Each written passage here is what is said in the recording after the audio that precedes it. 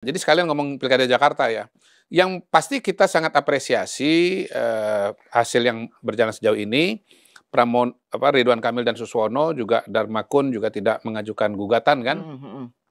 Padahal sebetulnya ya Ridwan dan Suswono itu hemat saya kalau mau mengajukan gugatan tuh sangat sangat feasible gitu, sangat mungkin. Karena apa? Karena ya selisih dia itu yang harus dihitung itu bukan 10%. 50% suaranya Pramrano dengan 40%-nya suara Ridwan dan Suswono. Memang kalau bicara pilkada-pilkada yang lain, yang peringkat kedua yang menggugat peringkat yang pertama gitu, dan ya selisihnya ya 1% atau 2% tergantung wilayah ya gitu. Nah, kalau kita bicara di Jakarta, hemat saya patokannya bukan 10% suaranya Rano dan Ridwan Suswono, tetapi 0,07% itu gitu. Karena angka kemenangan satu di Jakarta putaran atau ini, dua putaran itu di situ. Di situ gitu loh. Satu putaran atau dua putaran itu 50% itu. Jadi kalau kita lihat angka Pramono Rano 50,07 dikurangi 50%, itu kan angkanya berarti cuma 0,07 saja. Gitu. Jadi ini sebetulnya tadi berapa? Nggak nyampe 3.000 ya? Nggak nyampe. Kalau nggak salah 2.950 gitu. Jadi bahwasannya kemudian Ridwan Kamil dan Suswono ini tidak melanjutkan kepada MK, ini jelas suatu kebesaran jiwa ya, kebesaran hati gitu. Karena di Pilpres kemarin ada yang selisihnya 40%.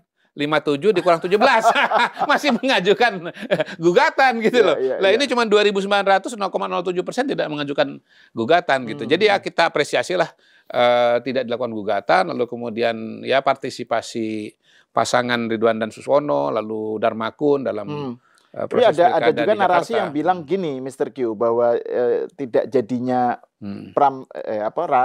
RK dan Suswono ke MK itu menandakan bahwa Pak Prabowo tidak lagi mengikuti tekanan dari Pak Jokowi katanya.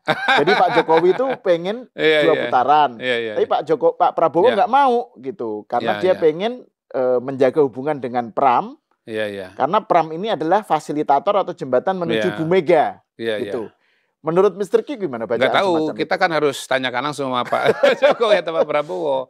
Semua kemungkinan bisa terjadi, ya, bisa saja itu satu variabel. Tetapi yang pasti Pak Prabowo adalah presiden ya. Dan menurut saya sih nggak ada urgensinya bagi Pak Prabowo untuk katakanlah menerima tekanan atau ikut-ikut apa katanya Pak Jokowi. Karena Pak Jokowi kan sekarang bukan presiden lagi gitu. Statusnya adalah sebagai mantan. Tentu pendapatnya dihargai, tapi semua keputusan dan kalkulasi pasti real di lapangan menurut Pak Prabowo. Dan ya menurut saya sih itu sebetulnya bukti kebesaran hati Pak Prabowo juga menerima hasil di Jakarta ini gitu. Karena kalau ditanya apakah beliau, kan spekulasi berikutnya ada kan, sebetulnya ini menunjukkan dukung Pramono kan gitu kan. Iya enggak juga, karena Pak Prabowo kan dengan jelas mengeluarkan surat dukungan kepada Ridwan Kamil di Pilkada Jakarta ini gitu. Ya ini dianggap sebagai bagian dari kontestasi politik biasa, sudah ada yang menang, ada yang belum berhasil, dan karena itu ya diterima sebagai sebuah realita politik ya. Dan ya itulah kedewasaan berdemokrasi dari seorang Prabowo Subianto. Gitu. Kalau dari segi kedepannya nih, kira-kira Mr. Q sering tuh bicara mengenai pentingnya sinergi antara pemerintah pusat dengan gubernur, gitu misalnya. Kan pengalaman sebelumnya kan Pak Jokowi dengan Anies itu kan sering nggak sinkron. Nah, Mas Pram ini menurut Mr. Q gimana? Seberapa jauh dia bisa inline dengan Pak Prabowo? Itu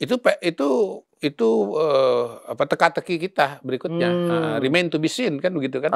Apakah kemudian Mas Pram akan mengambil kebijakan-kebijakan yang kontras berbeda dengan pemerintah pusat, dalam hal ini Pak Prabowo atau Mas Gibran gitu ya. Ini remain to be seen gitu.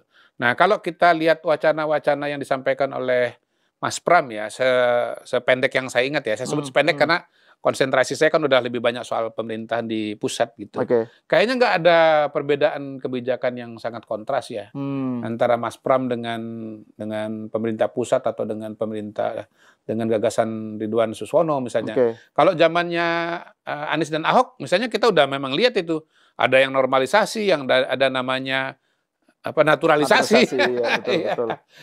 Jadi ada yang mau gusur, ada yang nggak mau gusur, ada yang mau lanjut reklamasi, ada yang tidak mau lanjut reklamasi. Itu memang betul-betul kelihatan kontrasnya. Tapi kalau di era pilkada sekarang ini saya nggak terlalu melihat ada kontrasnya. Cuman Allah alam ya, karena ini baru saja kan kita dapat berita juga bahwa Pak Jokowi, kemudian Mas Gibran, lalu Mas Bobi itu telah diberhentikan secara resmi oleh PDI Perjuangan gitu. Nah, apakah kemudian Mas Pram karena melihat realita itu, atau kemudian Mas Pram karena ngikutin Ibu Mega misalnya, lalu kemudian akan mengambil kebijakan yang akan berbeda secara kontras atau berhadapan frontal dengan pemerintah pusat atau dengan Mas Gibran, itu sesuatu yang kita tunggu gitu. Jangan lupa bahwa Mas Gibran itu adalah ketua aglomerasi. Oke. Jadi Mas Gibran itu punya tugas untuk mengkoordinasikan ya kawasan aglomerasi yang ada Jakarta, kemudian Jabodetabek plus apa, ada tambahan lagi ya kalau nggak salah ya? Ya, yang sebagian masuk wilayah Banten, sebagian masuk wilayah Jawa Barat gitu. Kalau kita lihat hasil pilkada kemarin, Banten pasti nggak ada masalah. Pak Andra Soni dari Gerindra pasti dukung pemerintah pusat. Jawa Barat, Deddy Mulyadi, Gerindra juga pasti akan mendukung pemerintah pusat. Nah, yang menarik Jakarta ini, karena yang menang adalah PDI Perjuangan. Dalam hal ini adalah Mas Pram. Gitu. Jadi kita lihat nih, apakah Mas Pram akan sama dengan langgamnya Bu Mega, dengan PDI Perjuangan, atau kemudian akan sesuai langgamnya pemerintah pusat, gitu, dengan Mas Gibran, gitu. Ya, apakah kemudian Mas Pram nanti akan terancam dipecat juga karena langgamnya atau koordinasinya dengan Mas Gibran misalnya begitu. Betul. Kita lihat aja nanti perjalanan politik ke depan. Kalau gitu. Ini nih pertanyaan terakhir terkait soal Pilkada Jakarta nih. 2029 kan kalau kita lihat ya, kan basis daerah strategis kan dimenangkan oleh Kim-Plus semua tuh. Jawa Barat, Jawa Timur, Jawa Tengah, Banten, Sumatera Utara, Sulawesi Utara ya. Yang kalah hanya Jakarta kan. Nah, sementara itu di sisi lain Jakarta kan sering dianggap sebagai episentrumnya politik Indonesia, panggung politik terbesar. Panggung politik terbesar Indonesia lah. Dan paling banyak disorot. Nah, 2029 ini dengan hasil yang seperti ini, terus dengan adanya tadi faktor Anies yang punya kesempatan untuk ikut tampil di Jakarta lagi, gitu ya, bikin panggung sendiri gitu. Itu gimana bacaan Mr. Q? Ya, kalau kita kembali kepada diskusi sebelum coblosan kan waktu itu calon dari PDI Perjuangan ada dua ya yang potensial maju capres, yaitu Andika di Jawa Tengah dan Pramono di Jakarta gitu. Lihat siapa yang menang kan, siapa yang kalah gitu. Ternyata kan Andika kalah. Berarti sekarang tinggal satu gitu. Jadi untuk sementara kalau linear ya ini akan berhadapan Prabowo Gibran melawan Pramono dan wakilnya gitu. Nah, siapa wakilnya?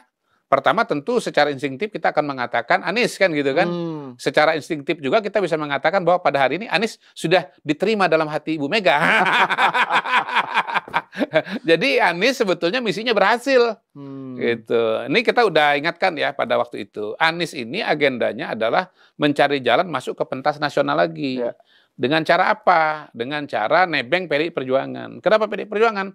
Karena PDI Perjuangan satu-satunya partai yang bisa mengakomodasi Anies. Ya, kalau bicara atau dari kacamata atau perspektif koalisi politik yang ada pada hari ini, di mana PDI Perjuangan itu adalah oposisi. Tetapi sebelum ini kita membaca Ibu Mega itu belum serak sama Anies karena belum kelihatan kontribusinya. Makanya Anies nggak dicalonkan Bu Mega di Jakarta, nggak direkomendasikan di Jawa Barat gitu. Nah, Anies mencari cara. Dengan cara apa? Dengan mendukung Pram dan Rano.